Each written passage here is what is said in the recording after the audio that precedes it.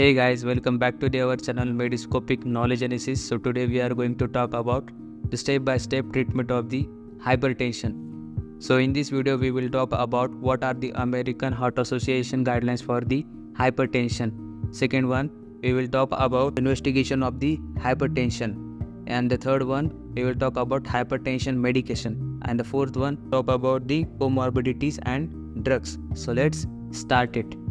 According to American Heart Association guidelines says that the systolic blood pressure which is about 120 mmHg and diastolic blood pressure which is about 80 mmHg is considered as the normal. Elevated blood pressure, systolic blood pressure which is about 120 to 129 mmHg and diastolic which is about 80 mmHg. If the patient is between the 130 to 139 mmHg blood pressure is labeled as a grade 1 or stage 1 hypertension.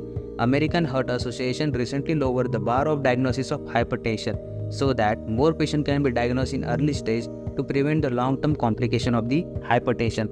In grade 2 hypertension, where the systolic blood pressure which is greater than 140 mmHg and diastolic which is about the 90 mmHg. So let's talk about the diagnosis of the hypertension. For the diagnosis of the hypertension, you need at least 2 separate readings on 2 separate occasions because single reading cannot be used for the diagnosis of the hypertension. Sometimes whenever a patient is in the hospital setting or in a clinic, they get anxious, they have stress by a hospital environment and their blood pressure elevates due to that anxiety. That is called as white coat hypertension. So to avoid white coat hypertension, 2 readings are taken on 2 separate occasions. And the best method to diagnose the hypertension is to check 24-hour ambulatory blood pressure.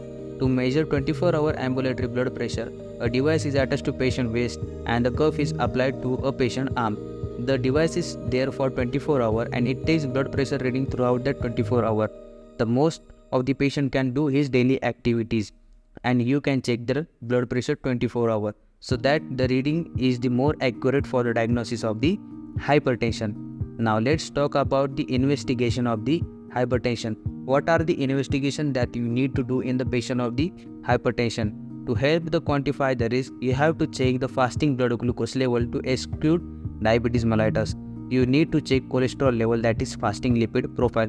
To see the end organ damage, you need to check ECG or 2D echo. In that, you have to look for the left ventricular hypertrophy. You can do your analysis to check the damage to the kidney. You look for the proteins and RBCs in urine to exclude the secondary cause of hypertension. You can do serum calcium level to exclude the hyperparathyroidism. Now let's talk about the treatment of the hypertension. If the patient has normal blood pressure, you can tell them to follow up once a year. You can check their blood pressure routinely.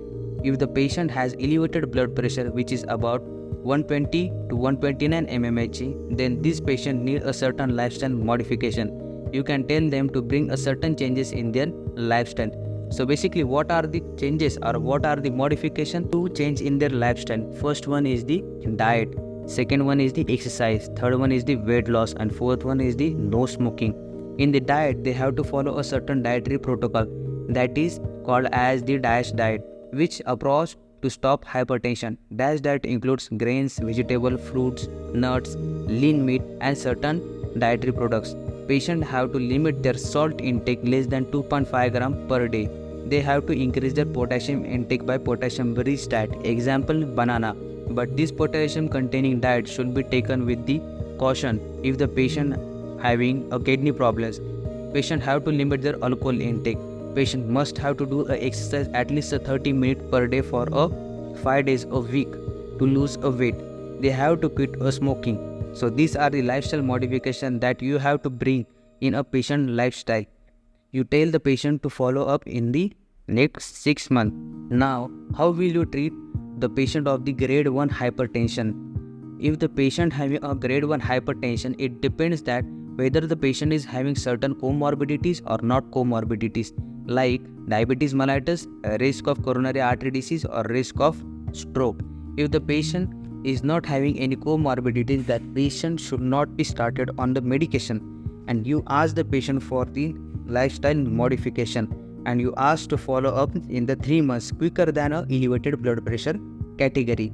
Patients with comorbidities need to be treated with medication because these patients are at the high risk of developing complication of the hypertension. So you have to start the medication with lifestyle modification, and you tell the patient to follow up in 1 month. In 1 month, you can check their blood pressure and you see whether the dose of the drug needs certain titration, whether you need to increase the dose or to decrease the dose, or you have to change the medication due to side effect.